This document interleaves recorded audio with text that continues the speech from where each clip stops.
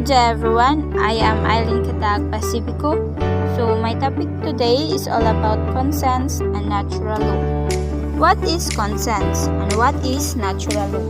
Consents is a subjective human faculty that recognizes right and wrong and thus bears witness to a person standing before the law. While natural law is an objective moral norm. It means consents is consentia. So, we all know that consents describe two things: what a person believes is right and how a person decides what is right. Some Christians believe that the consent is the voice of God. God is speaking to individuals, guiding them to the right things in a given situation. So, consents can be described a moral sense of right and wrong. A consent which is both well formed, shaped by education and experience, and well informed, aware of fact, evidence, and so on, enable us to know ourselves and our world and act accordingly. So, seeing consent in this way is important because it teaches us ethics in not and net. So, through our individual consents, we become aware of our deeply held moral principles.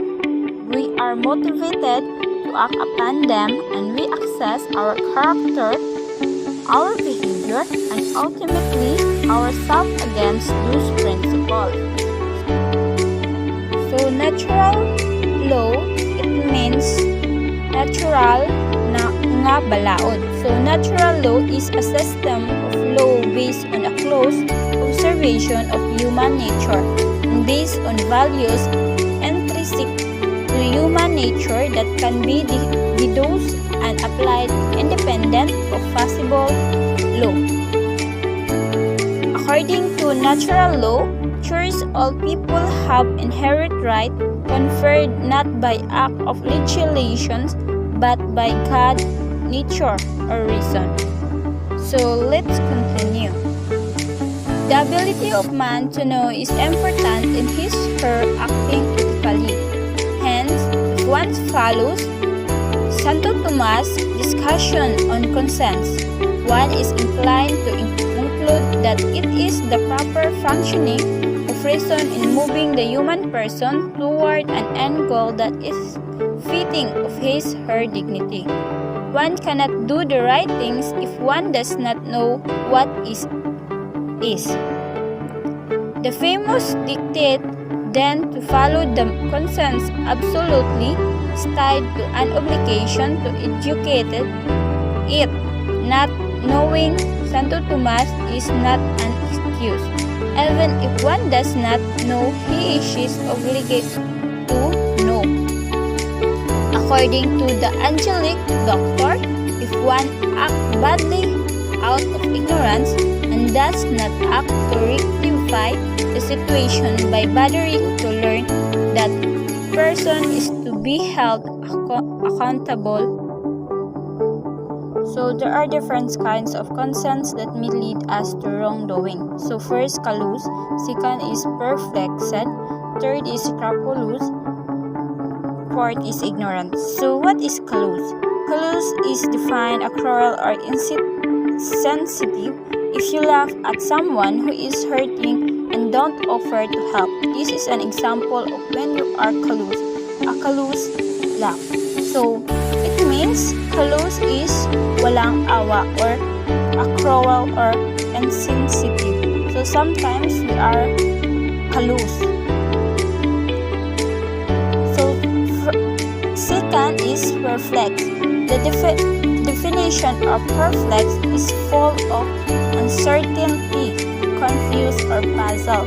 An example of someone who will be described as perplexed said is a person who is trying to solve a complicated math problem that she has no idea how to start. So, perplexed is Example of this is you are perplexed when you have a problem, or sometimes. So if example of this, if hindi tayo marunong na mag-analyze or wala tayong idea sa pag-solve ng math, so we have encountered a perplexed. So third is scrupulous. So the definition of scrupulous is someone who is detailed and precise, or someone who is aware of the right things to do. An example of this is someone scrupulous is an accountant who never leaves the books unbalanced, a good citizen who return money found to the person who dropped it. An example of someone scrupulous. So scrupulous in Tagalog is mahigpit or maingat or masusi o maigi, matatakotin. So lalo na sa bangko or may hawak ka na pera, so sometimes we are scrupulous. Or number 4 is ignorant. So ignorance is defined as a lack of knowledge or training, a lack of awareness, or a commonly held belief that is later found to be in error, can also be perceived as ignorant. So sometimes we encounter this word, ignorant or ignorantly.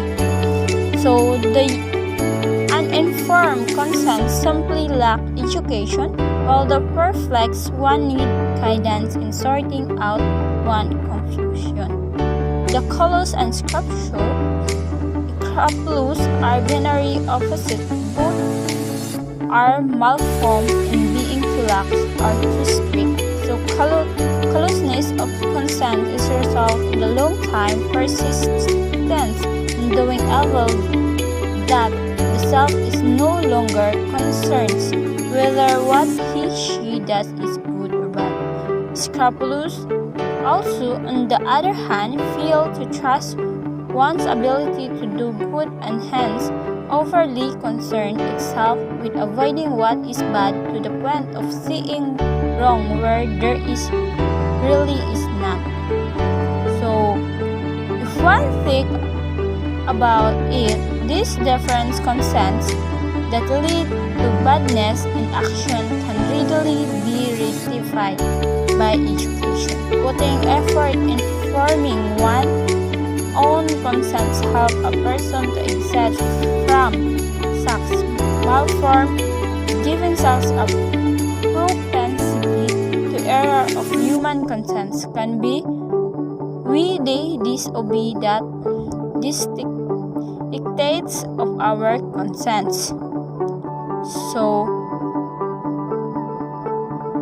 Santo Tomas Aquinas says absolutely not. So consents remain to be our proximate norms that bids us to do the good and avoid evil. Simply put, going against one's consent is doing the contrary of dictated of what is one knowingly elects the good. So if the extent of what one knows determine what is the good to be done and evil to be avoided, the self is obligated to act accordingly, act on the good and shun the bad. These occasions again show the importance of the commitment to educate that one consents basically because one cannot do good if one does not know it oneself. One norms for acting in the obligation that is set by one's consents. Acquisitions of knowledge as what ought to be done. true education is critical for ethical living according to Santo Tomas Aquinas. So, who is Santo Tomas Aquinas? So, Santo Tomas Aquinas was an Italian Dominican philosopher, Catholic priest, and doctor of the Church. Aquinas wrote most extensively about natural law. He stated, "The light of reason is placed by nature, and thus by God, and every man to guide him in his act. Therefore, human beings alone among God's creatures use reason to lead their lives. This is a natural law," according to Aquinas. So, Aquinas taught internal law to be that rational plan by which all creation is ordered. A natural law is the way that human beings participate in the internal law. He further posited that the fundamental principle of natural law is that we should do good and avoid evil. Though separated by centuries, the psychologist Lawrence Kohlberg later caused Santo Tomas in insisting that education is crucial for moral living. So, who is Lawrence Kohlberg? So he came from American psychologist, best known for his church of stage of moral development. He served as a professor in the psychology department at the University of Chicago and at the Graduate School of Education at Harvard University. So that is the end of my topic. So we all know conscience is described two things: what a person believes is right and how a person decides what is right.